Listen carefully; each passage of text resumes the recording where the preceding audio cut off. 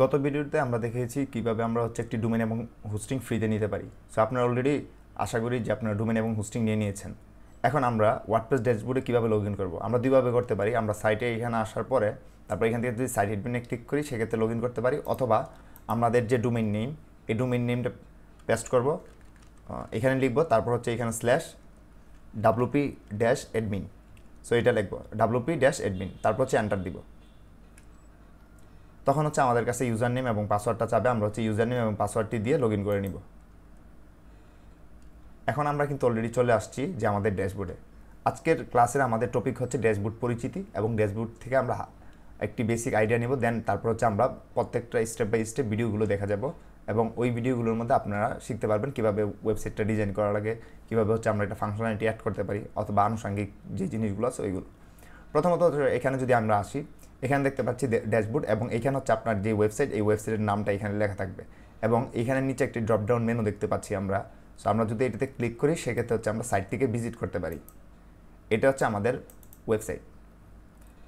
এখন এইখানের পরবর্তী অংশে যেইটা দেখতে পাচ্ছি এটা যে আপডেট, এবং এখানে লেখা আছে যে প্রায় 16 আপডেট। সো আমরা যদি এখানে ক্লিক করি তাহলে আমাদের এখানে যতগুলো থিম প্লাগইন আপডেট আছে, আপডেটের প্রয়োজন আছে, এগুলো ওরা দেখাচ্ছে। সো আমরা চাইলে এখান থেকে এগুলোকে আপডেট করতে পারি, বাট আমি একটি ভিডিও বানাবো কীভাবে আমরা এটা আপডেট করতে পারি থিম এবং প্লাগইন। তারপরে যদি আমরা আসি এখানে, আবার আমরা হোমে অথবা ড্যাশবোর্ডে চলে যাই। এখানে আসলে আপনি এখানে বিভিন্ন অ্যানাউন্সমেন্টগুলো দেখতে পারবেন। তবে আপনি যদি চান এগুলোকে হাইড করতে, সেক্ষেত্রে আপনি এই যে স্ক্রিন অপশন এইখানে ক্লিক করতে পারেন। এই স্ক্রিন অপশনে ক্লিক করার পরে আপনি এগুলোকে যদি টিক মার্কগুলোকে তুলে দেন সেক্ষেত্রে দেখবেন এগুলো হাইড হয়ে গেছে। সো আমাদের স্ক্রিন অপশন থেকে আমরা আমাদের যত নোটিফিকেশন অথবা অ্যানাউন্সমেন্ট ছিল এগুলো হাইড করে দিয়েছি। এখন আমরা যদি এইখানে যাই তাহলে দেখতে পারবো যে এটা একটা পোস্ট টাইপ, এবং এখানে লেখা আছে পোস্ট। এই পোস্টের মধ্যে আমরা যদি যাই, এখানে all post, new post, category এবং ট্যাগ। সো আমরা অল পোস্ট থেকে সবগুলো পোস্ট দেখতে পাবো। এখানে একটি পোস্ট আছে, এটার নাম হ্যালো ওয়ার্ল্ড। আমরা চাইলে এখান থেকে একটি পোস্ট অ্যাড করতে পারি, আবার চাইলে পোস্টটিকে ডিলিট করতে পারি, অথবা চাইলে এডিট করতে পারি, অথবা চাইলে পোস্টটিকে আমরা ভিউ করতে পারি। ফর এক্সাম্পল, আমি যদি ভিউ বাটনে ক্লিক করি, আমরা এখানে পোস্টটিকে দেখতে পাচ্ছি, এবং পোস্টের যে কন্টেন্ট আছে এই কন্টেন্টগুলো দেখতে পাচ্ছি। এখন আমরা চাইলে পোস্টটিকে ডিলিট করতে পারি। আমরা যদি ট্রেসে ক্লিক করি সেক্ষেত্রে পোস্টটি ডিলিট হয়ে যাবে, এবং আমরা চাইলে একটা পোস্টও করতে পারি। এখানে ক্লিক করার পর আমরা এখানে লিখব পোস্টের নাম, লাইক আমি পোস্টের নাম দিলাম কমেন্ট, অথবা আমি আমার ইচ্ছা মতো নাম দিতে পারি।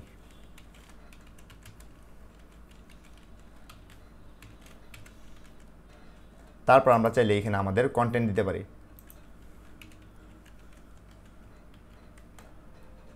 আমি কিছু ডামি ট্যাক্স এখান থেকে নিয়ে আসবো এবং এখানে পেস্ট করব। ডান সাইড থেকে আমি পোস্ট অপশনে ক্লিক করব, এবং এখান থেকে আমি চাইলে একটা ফিচার ইমেজ দিতে পারবো। আমি এখান থেকে আপলোড করে দেবো আমার ইমেজটা।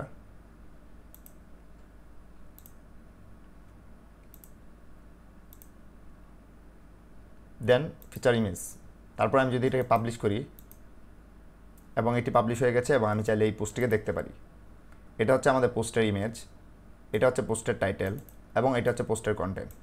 তো আশা করি আপনারা বুঝতে পেরেছেন যে কীভাবে একটি পোস্ট করা লাগে। বাট আমার উদ্দেশ্য আজকে পোস্ট করা না, বাট এই প্রত্যেকটা মেনুর কার্যকারিতা আপনাদেরকে দেখানো এবং বোঝানো। এখান থেকে আমরা চাইলে নতুন পোস্ট অ্যাড করতে পারি। দ্বিতীয় অংশ থেকে আমরা ক্যাটাগরি দিতে পারি। এক একটা পোস্ট এক একটা ক্যাটাগরির আন্ডারে হতে পারে। লাইক এটা হতে পারে স্পোর্টস, হতে পারে ক্রিকেট, হতে পারে ফুটবল, অথবা যে কোনো একটা ক্যাটাগরি। তারপর আমরা সিমিলার হিসাবে ট্যাগও এখানে দিতে পারি। সো ট্যাগ হিসাবে আমরা যেগুলো অ্যাড করতে চাই এখানে দিতে পারবো। তারপর যদি আসি আমরা মিডিয়াতে, এই মিডিয়াতে আমরা যত ধরনের ইমেজ অথবা ভিডিও অথবা অডিও রাখবো সবগুলো আমরা এখানে আপলোড করব, অথবা আমরা কোথাও থেকে যদি আপলোড করি সেক্ষেত্রে আমাদের ওয়েবসাইটের সবগুলোকে আমরা দেখতে পারবো মিডিয়া অপশনে। তারপর যদি আসি আমরা পেজ প্রত্যেকটা ওয়েবসাইটের মধ্যে আমরা আমাদের ডিজাইন অনুযায়ী অনেকগুলো পেজ ক্রিয়েট করব, এবং ওই পেজগুলোকে আমরা এখানে দেখতে পারবো। অলরেডি আমরা দেখতে পাচ্ছি এখানে একটা সিম্পল পেজ নামে একটা পেজ আছে। সো আমরা স্যাম্পল পেজটাতে যদি ক্লিক করি তাহলে দেখতে পাচ্ছি এখানে কিছু কন্টেন্টও দেওয়া আছে। এটা ওয়ার্ডপ্রেসের ডিফল্ট পেজ, স্যাম্পল এবং প্রাইভেসি পলিসি। আপনারা এই দুইটা পেজ যে সময় ওয়ার্ডপ্রেস ইনস্টল করবেন ওই সময় পেয়ে যাবেন। তারপর আমরা চাইলে এইখান থেকে ঠিক আগের ওয়েতেই আমরা একটা পেজ ক্রিয়েট করতে পারি, পেজ টাইটেল এবং পেজের ডিসক্রিপশন দিয়ে। তবে আমি ক্রিয়েট করব না, সেক্ষেত্রে হচ্ছে আমি আবার ব্যাকে চলে যাব। এই জন্য আপনারা বাম পাশের এই কর্নারে ওয়ার্ডপ্রেস লোগো আইকনে ক্লিক করতে পারেন, সেই ক্ষেত্রে আপনারা আবার ড্যাশবোর্ডে চলে যাবেন। তারপর আছে কমেন্ট। আমরা পোস্টের যে কমেন্টগুলো আছে আমরা এই কমেন্ট অপশন থেকে দেখতে পারবো এবং এখান থেকে আমরা চাইলে ডিলেট, অ্যাপ্রুভ অথবা পেন্ডিং করতে পারবো। তারপর যদি আমরা আসি অ্যাপিয়ারেন্স, এই অ্যাপিয়ারেন্সের মধ্যে হচ্ছে আমরা আমাদের ওয়েবসাইটের থিমগুলোকে সেটিং করতে পারবো। লাইক বর্তমানে একটি থিম আছে, আমরা যদি চাই এই থিমটিকে পরিবর্তন করতে পারি। আমি এই থিমটিকে পরিবর্তন করে অন্য একটি থিম দিব। 2040 যদি থিমটা আমি অ্যাক্টিভ করি, সেই ক্ষেত্রে এখানে ডিজাইনটা অনেকটা চেঞ্জ হয়ে যাবে। আমরা দেখতে পাচ্ছি এখানে ডিজাইনটা অনেকটাই চেঞ্জ হয়ে গেছে। এর মেইন কারণ হচ্ছে থিমের কারণে। আমরা যদি ডিজাইনের অনেকটাই স্ট্রাকচারটা হচ্ছে তৈরি হচ্ছে থিম থেকে। সো আমাদের ওয়েবসাইটের স্ট্রাকচারটা কীরকম হবে আমরা চাইলে থিমের মাধ্যমে কন্ট্রোল করতে পারি। তবে আমরা পেজ বিল্ডারের মাধ্যমে ওই স্ট্রাকচারগুলো চেঞ্জ করতে পারি অথবা একটা পেজ ডিজাইন করতে পারি, ওইগুলো আমরা পরে দেখাবো। বাট আপাতত আমরা জাস্ট বেসিক আন্ডারস্ট্যান্ডিংগুলো বুঝবো। তারপর আমরা প্যাটার্ন থেকে আরও অনেক অপশন পাবো এবং এই অপশনগুলো আমরা আস্তে আস্তে জানবো। এখানে যদি আমরা যাই মেনুতে, সেই ক্ষেত্রে হচ্ছে আমরা এখানে একটা মেনু ক্রিয়েট করতে পারবো। আমরা ফর এক্সাম্পল কোনো একটি ওয়েবসাইটে যদি যাই, এখানে যে মেনু বারগুলো দেখি আমরা, এই মেনুগুলো হচ্ছে আমরা এখান থেকে ম্যানেজ করি। এখান থেকে আমরা যে মেনু ক্রিয়েট করব এবং মেনুগুলোকে এইখানে আমরা নিয়ে আসতে পারবো। তারপরে এখানে আছে হেডার এবং এই পার্টগুলো আমরা পরবর্তীতে ডিসকাস করব। যেহেতু আমরা এখন বেসিক পর্যায়ে আসি, সেই ক্ষেত্রে আমরা এগুলো নিয়ে কথা বলতেছি না। তারপর হচ্ছে প্লাগইন। প্লাগইন কি? প্লাগইন হচ্ছে একটি ওয়েবসাইটের ফিচার অ্যাড করার জন্য একটি ছোট্ট অ্যাপ্লিকেশন। আমরা লাইক যেভাবে আমাদের মোবাইলে যদি আমাদের প্রয়োজন হয় ক্যালকুলেটর, সেক্ষেত্রে হচ্ছে আমরা একটা ক্যালকুলেটর ইনস্টল করতে পারি। তারপর হচ্ছে ওই ক্যালকুলেটরটা আমাদের মোবাইলের মধ্যে রান করতে পারি এবং আমরা আমাদের কাজগুলো করতে পারি। প্লাগইন সিমিলারভাবে ওই রকম একটা কিছু। আপনি চাইলে এখানে আপনার ফিচার ইনক্লুড করার জন্য এখানে থেকে একটি প্লাগইন ইনস্টল করতে পারেন। তবে এখান থেকে যতগুলো ইনস্টল করবেন সবগুলোই ফ্রি, এগুলোর জন্য আপনাদের কোনো পরিমাণ পেমেন্ট করা লাগবে না। তবে কিছু কিছু প্লাগইন আবার প্রিমিয়াম ভার্সন আছে, যেগুলো হচ্ছে আমরা পারচেস করে ব্যবহার করতে হবে। তবে সেটা এখন আপাতত দরকার নাই। আমরা যেহেতু একদম বিগিনার অবস্থায়, আমরা এখানে ফ্রি প্লাগইন দিয়ে প্র্যাকটিস করব। পরবর্তীতে আমরা যে সময় ক্লায়েন্টের প্রজেক্ট করব, তখন হচ্ছে আমরা এখানে বিভিন্ন ক্লায়েন্টের প্রজেক্ট পারপাস হচ্ছে প্লাগইন কিনে নিতে পারবো। তারপর যদি আমরা আসি ইউজার, এই ইউজার মেনুতে আপনি চাইলে একটা ইউজার অ্যাড করতে পারবেন, চাইলে একটা ইউজার রিমুভ করতে পারবেন, চাইলে একজনকে আপনি চাইলে অ্যাডমিন হিসাবে না রেখে অন্য একটি রুলও দিতে পারবেন, ফর এক্সাম্পল এডিটর অথবা সাবস্ক্রাইবার। তারপর ইউজারের প্রোফাইলটা আপনি এখান থেকে দেখতে পাবেন। তারপর যদি আসি আমরা টুলস থেকে হচ্ছে আমরা বিভিন্ন ডেটা ইনপুট এবং এক্সপোর্ট করতে পারবো ওয়েবসাইটের, এবং আরও অন্য অনেক কিছু আছে যেগুলো হচ্ছে আমরা এখান থেকে ম্যানেজ করতে পারবো। তারপর যদি আসি সেটিংস, এই সেটিংসের মধ্যে আমরা আমাদের ওয়েবসাইট রিলেটেড অনেকগুলো সেটিংস পেয়ে যাব। আমরা নর্মালি ফেসবুকের যেরকম সেটিংস থাকে অথবা একটি মোবাইলের যেরকম সেটিংস থাকে, ঠিক এই ওয়েবসাইটের একটি সেটিংস আছে। আমরা যদি এইখানে আমরা নামটা চেঞ্জ করি, সেই ক্ষেত্রে দেখব